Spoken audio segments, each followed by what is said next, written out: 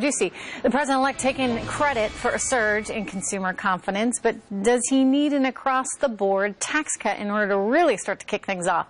Can he do it right off the bat? And what would that mean for confidence? I want to ask our market watchers. We have Gary B. Smith, we have Monica Mehta, and we have Jon Hartley. Good to see all of you. Jon, look, consumer confidence has picked up considerably. We haven't seen levels like this since 2001 for the month of December. Some people are calling it the Trump effect. How much effect do you think he's having on things? Well, I think it's no coincidence, Trish, that not only the Conference Board Consumer Confidence Index is hitting new highs, also the University of Michigan Consumer Sentiment Index is also hitting new highs. And I think that's not only a Trump effect, but also having a Republican Congress effect as well. It's the first time in 6 years that we don't have gridlock. And on top of that, we actually have a president, or we're going to have a president, who supports pro-growth economic policy. So I think it's no coincidence that these indicators have spiked up in that period of time. We've had 30, 40 years of almost no real wage growth. And I think that people are certainly very optimistic about what kind of economic message the new year is going to bring. You know, one of those policies that could start to really jumpstart this economy and create some growth, Gary, is tax cuts. What if he's planning on a big tax cut, across-the-board tax cut, hopefully for both individuals and corporations. As we watch this upside in the market recently, and though we're off a little bit today, in general, there's been an optimistic, positive attitude. Is that dependent on these tax cuts? I mean, what if he doesn't get them? I think the optimism goes away. I think, Trish, the single most important thing he can do right now is put more money in people's pockets. We have, as Jon mentioned, we have a median household income that, adjusted for inflation, is still lower than it was in 1998. It's lower than it was in 2007. People are not feeling richer. They're feeling poorer. We have a labor force participation rate that used to be 66% just a few short years ago, is now barely above 62%. So people don't have jobs, and they don't have a lot of money in their pocket. I think, to answer to your first question, Donald Trump is showing leadership qualities. That's why the optimism up. Now he needs to put money in people's pockets and put jobs on the ground. I think he's trying to do that with things like Carrier. And now if he gets the tax cuts, I think we're off to the races. You know, people have been crying out, Monica, for some kind of change. He's promising to deliver it. He's promising to look out for the little guy in this economy. And things like Carrier, for example, have given some little guys some hope that there's a chance that someone in Washington is going to care, as opposed to what you've typically seen over the last 8 years. How much of this rhetoric that we're hearing right now from Donald Trump and some of the actions are contributing, in your view, to the positive outlook in the economy?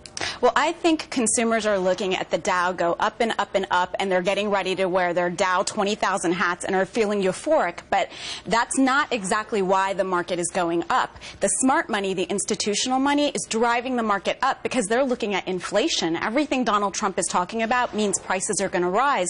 So money is moving from bonds to equities. We had $150 billion come out of bonds and $60 billion go into equities. So what's causing the market to go up is not necessarily this euphoria for the economy. You know, you're bringing up an important point, and I want to expand on this, Gary, because one of the concerns in the overall marketplace is that with all this spending that's anticipated via a big infrastructure program, and with all these tax cuts coming hopefully our way, the thinking is that the cost of borrowing money is going to have to go up. The Fed has already moved, and you might start to see interest rates in general start to tick higher. What does that do to the overall economy? What does it do to the market if it happens too fast? Well, if it happens too fast, I think we saw way back, I guess it was under Bernanke, when he started raising the interest rates, and it was like month after month after month. It absolutely killed the market.